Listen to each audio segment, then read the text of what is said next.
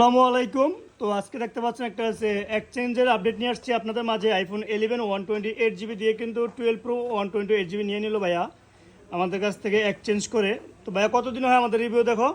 ভাই প্রায় 2-3 মাস হয়ে গেছে। আস্তে আস্তে মানে টাকা ম্যানেজ করে এই কাজটা করছি। মানে টাকা ম্যানেজ করছো? জি জি। ভিডিও দেখো 2-3 মাস ধরে নাকি আর বেশি হবে?